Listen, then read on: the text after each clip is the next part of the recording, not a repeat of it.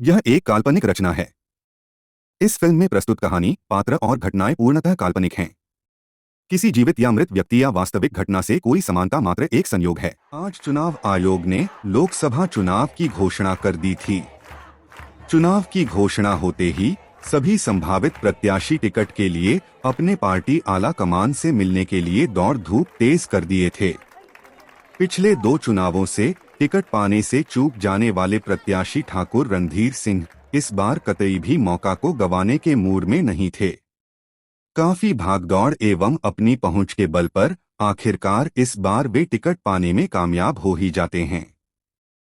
Ticket पाने की खबर सुनकर उनके साथ साथ उनका सबसे विश्वासपात्र नौकर मनोहर की भी खुशी का ठिकाना नहीं था।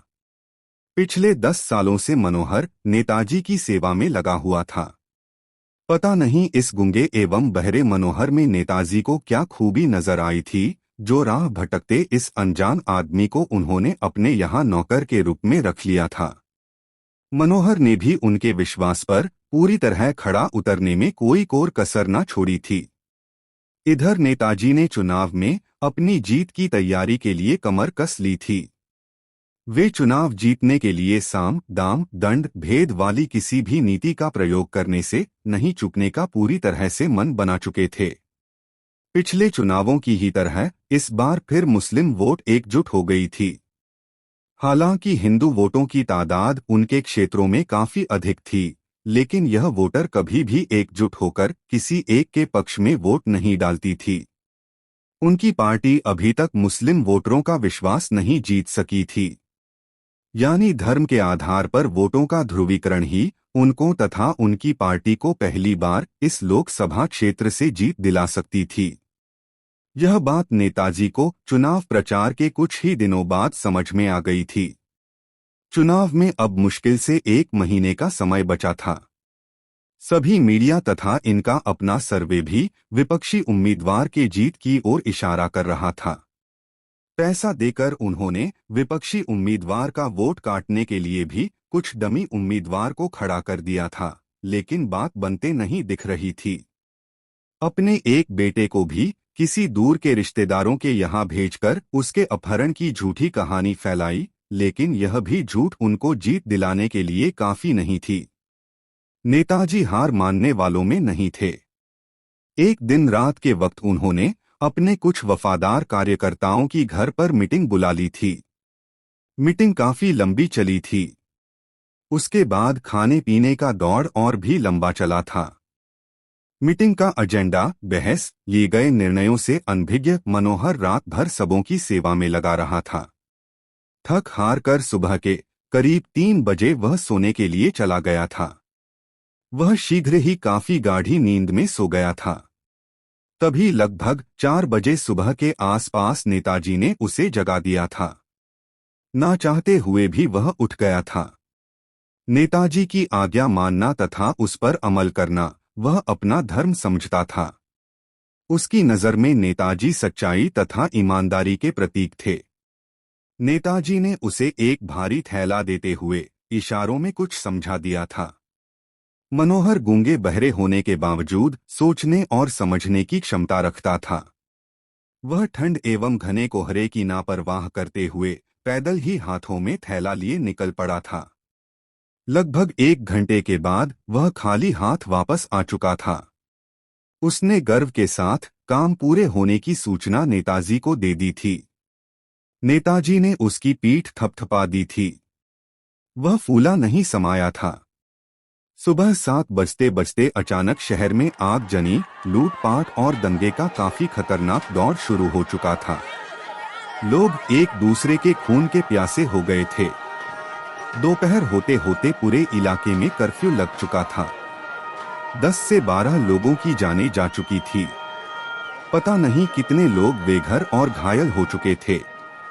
करीब 200 आदमियों को पुलिस गिरफ्तार कर चुकी थी। इधर नेताजी के चेहरे पर खुशी की झलक साफ तौर पर देखी जा सकती थी। हिंदू और मुस्लिम दोनों का अलग अलग गुट बन चुका था। यही तो नेताजी चाहते थे। नेताजी को अब अपनी जीत नजर आने लगी थी। इधर मनोहर इस दंगे से काफी दुखी था। उसे खून खराबा से काफी नफरत था। वह दंगे की बात तो समझ गया था, लेकिन वह दंगे फैलने के कारणों से अनभिज्ञ था। उसी दिन शाम के वक्त नेताजी ने उसे बगल वाली खेत में एक गहरे गड्ढे खोदने के लिए कहा। गड्ढे खोदने के बाद वह नेताजी के अगले आदेश का इंतजार करने में लग गया था। अगले ही पल नेताजी ने खून से लथपथ एक बोरे को दिखाते हुए उसे उस गड्ढे में डालकर बंद कर देने के लिए बोल दिया था। नेताजी बोलकर कहीं निकल गए थे। मनोहर खून से लथपथ बोरे को देखकर सकपका गया था। ना चाहते हुए भी उसने बोरे का मुंह खोलकर देख लिया था। बिना सर का प्रतिबंधित पशु का मृत शरीर देखकर वह बुरी तरह चौंक गया था। वह गड्ढे में डालकर वापस आ गया था। आखिर उस मृत पशु का सर गया कहाँ, वह बार बार यही सोचे जा रहा था। उधर नेताजी अपनी जीत को पक्की मानकर घर में बैठे हुए थे। तभी मनोहर ने उन्हें उस मृत पशु के सर के बारे में सवाल कर दिया था। तभी हंसते हुए नेताजी ने उसे सारी बातें बता दी थी। बात सुनते ही मनोहर का तेवर अचानक बदल गया था। वह किसी तरह अपने आप पर काबू रख पाया था। वह तुरंत बाहर आ गया था। उस दिन के बाद से वह अपने आप में खोए हुए रहने लगा था। वह शहर में फैले उस भीषण दंगे के लिए अपने आप को जिम्मेवार मानने लगा था। वह मन ही मन अपने आप को कोसने लगा था। वह सोचने लगा था, काश वो उस सुबह अल्पसंख्यक मोहल्ले की ओर जाते समय एक बार थैले का मुंह खोलकर देख लेता तो दंगा नहीं होता। आखिरकार आज वोटिंग का दिन आ ही गया था। वोटिंग काफी जोरों शोरों से शुरू हो गई थी। उस तनाव भरे माहौल में दोनों पक्षों से काफी वोटिंग हुई थी। तीसरे दिन सुबह वोटों की गिनती शुरू हो चुकी थी। शाम होते होते नेताजी करीब 1 लाख वोटों के बड़े अंतर से चुनाव जीत चुके थे। इधर मनोहर नेताजी के जीतने का फॉर्मूला पूरी तरह समझ चुका था। पता नहीं उसके दिमाग में इन दिनों क्या क्या चलने लगा था। बार बार उसके दिमाग में दंगे का कसूरवार होने का भाव उसको परेशान करने लगा था। अचानक एक दिन उसने अपने आप को पुलिस स्टेशन में सरेंडर करने का मन बना लिया। वह अनजाने में किए गए अपने पापों का प्रायश्चित करना चाहता था। कल ही तो नेताजी का शपथ ग्रहण समारोह था। आज सुबह के करीब 8 बज गए थे। 4 बजे सुबह जग जाने वाले नेताजी आज अभी तक जगे नहीं थे। उनके कार्यकर्ता उनके जगने को बेसब्री से इंतजार कर रहे थे। तभी अचानक पुलिस की गाड़ी एवं एम्बुलेंस के सायरन की आवाजें गूंजने लगती है। सारे इलाके के लोग चौंक जाते हैं। पुलिस की गाड़ी रुकने के साथ ही सभी पुलिस उतरकर तेजी से नेताजी के शयन कक्ष की ओर दौड़ पड़ते हैं। साथ में हथकड़ी पहने मनोहर भी था। लोगों को कुछ भी समझ में नहीं आ रहा था, आखिर माजरा क्या है।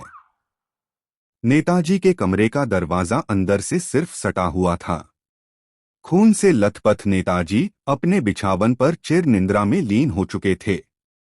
प्रेस कॉन्फ्रेंस में पुलिस ने बता दिया था कि मनोहर ने ही पिछली रात में सोते हुए नेताजी की चाकू गोदकर हत्या कर दी थी।